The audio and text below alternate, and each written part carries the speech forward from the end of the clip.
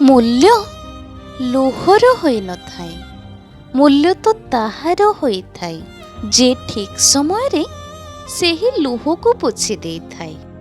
ହଜାରେ ସମ୍ପର୍କ ଭିତରେ ଏମିତି ଗୋଟିଏ ସମ୍ପର୍କ ଭାଗ୍ୟରେ ଥିଲେ ମିଳେ, ଯେ ମୁହଁକୁ ଦେଖି ହୃଦୟର ଦୁଃଖ ବୁଝିପାରୁଥିବ। ମାଟିର ହାଣ୍ଡି ଓ ପରିବାରର ମୂଲ୍ୟ ଗଢ଼ିଥିବା ଲୋକ ହିଁ ଜାଣିପାରିବ କେତେ ଯେ କଷ୍ଟ। ଭାଙ୍ଗିଥିବା ଲୋକ କେବେ ବୁଝିପାରିବନି ଗୋଟିଏ ପରିବାରର ମୂଲ୍ୟ କ'ଣ। ଜୀବନର କିଛି ଖରାପ ଅଧ୍ୟାୟ ପାଇଁ ସମ୍ପୂର୍ଣ୍ଣ ଓଲଟାଇ ନୂଆ ଅଧ୍ୟାୟ ପଢ଼ିବା ଆରମ୍ଭ କରନ୍ତୁ। ଜୀବନ ସୁନ୍ଦର ଲାଗିବ।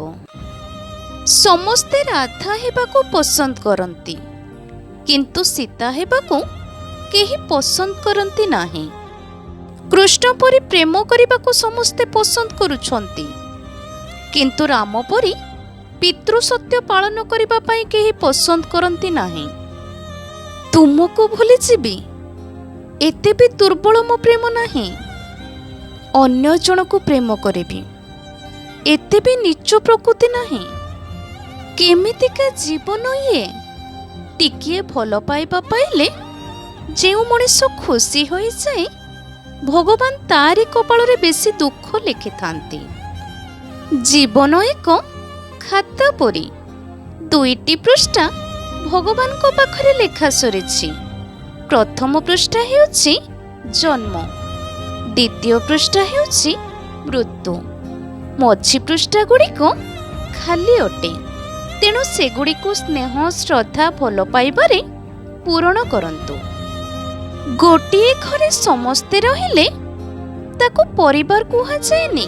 ପରିବାର ତ ତାକୁ କୁହାଯାଏ ଯେଉଁଠି ଦୁଃଖ ଜଣକର କିନ୍ତୁ ଦୁଃଖୀ ସମସ୍ତେ ହୁଅନ୍ତି, ସଫଳତା ଜଣକର କିନ୍ତୁ ଖୁସି ସମସ୍ତେ ହୁଅନ୍ତି, ସମସ୍ୟା ଜଣକର କିନ୍ତୁ ସମାଧାନ ସମସ୍ତେ ମିଳିମିଶି କରନ୍ତି। ପରଖିଲା ବାଲା ବହୁତ ଅଛନ୍ତି, ହେଲେ ବୁଝିଲା ବାଲା କେହି ବି ନାହିଁ। ସନ୍ଦେହ ଓ ଅବିଶ୍ୱାସ ମଣିଷକୁ ସବୁ ସମ୍ପର୍କରୁ ଦୂରକୁ ନେଇଯାଏ। ତେଣୁ କୌଣସି କଥାର ସତ୍ୟାସତ୍ୟ ନ ଜାଣି କାହାକୁ ସନ୍ଦେହ କରିବା ବା ଅବିଶ୍ୱାସ କରିବା ଠିକ୍ ନୁହେଁ। ନହେଲେ ଅତି ନିଜର ଲୋକଟିକୁ ହରେଇବାକୁ ପଡ଼ିବ। ବାପା ମା ବୟସର ନୁହେଁ, ଚିନ୍ତାରେ ବୁଢ଼ା ହୋଇଯାଆନ୍ତି।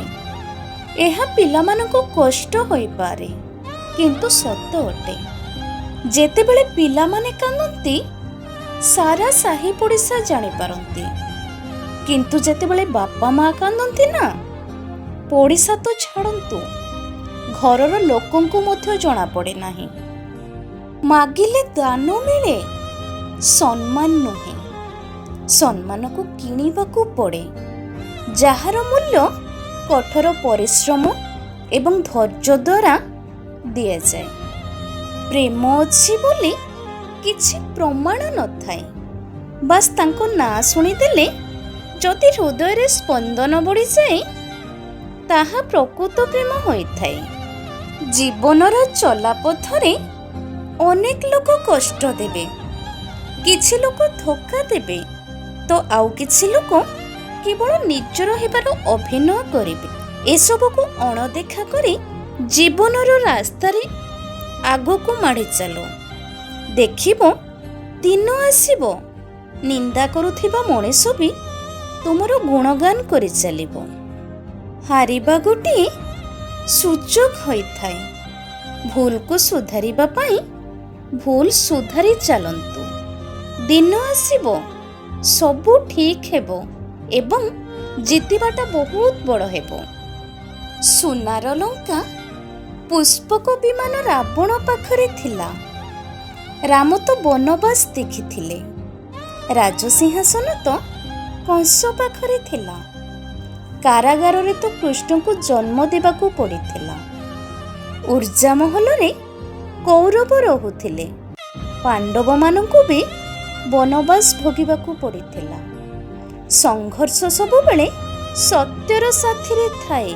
ସତ୍ୟ ପାଇଁ ଯଦି ଭଗବାନଙ୍କୁ ସଂଘର୍ଷ କରିବାକୁ ପଡ଼ିଥିଲା, ଆମେ ତ ସାଧାରଣ ମଣିଷ। କଲମ 2 ଟଙ୍କାର ହେଇଥାଉ କି 200 ଟଙ୍କାର, ତାହା ଲେଖିଥାଏ ଯାହା ଆମ ହାତ ଲେଖିଥାଏ। ଭାଗ୍ୟ ଲେଖା ବି ସେହିପରି। ଆମର କର୍ମ ସେହି କଲମ ପରି। ଆମେ ସେଥିରେ ଯାହା ଲେଖିବା ତାହା ହିଁ ଆମର ଭାଗ୍ୟ ହେବ। ସେହି ସମ୍ପର୍କ ସୁନ୍ଦର ହୋଇଥାଏ ଯେଉଁଠି ଭଲ ପାଇବା ସହ ଇଜ୍ଜତ ବି ଥାଏ। ଷ୍ଟେସନ ପରି ହେଇଗଲା ଏ ଜୀବନ, ଯେଉଁଠି ଲୋକ ତ ବହୁତ ଅଛନ୍ତି କିନ୍ତୁ ନିଜର କେହି ନୁହନ୍ତି। ଯଦି କାହାକୁ ବୁଝେଇବା ଦ୍ୱାରା ଖରାପ ମାନସିକତା ବଦଳି ଯାଆନ୍ତା, ତେବେ ଶ୍ରୀକୃଷ୍ଣ ମହାଭାରତ ହେବାକୁ ହିଁ ଦେଇନଥାନ୍ତେ। ନିଜର ସମ୍ପର୍କକୁ ସବୁବେଳେ ସମୟ ଦିଅନ୍ତୁ, କାରଣ କିଏ ଜାଣିଛି କାଲି ତୁମ ପାଖରେ ସମୟ ଥିବ କିନ୍ତୁ ସମ୍ପର୍କ ନଥିବ।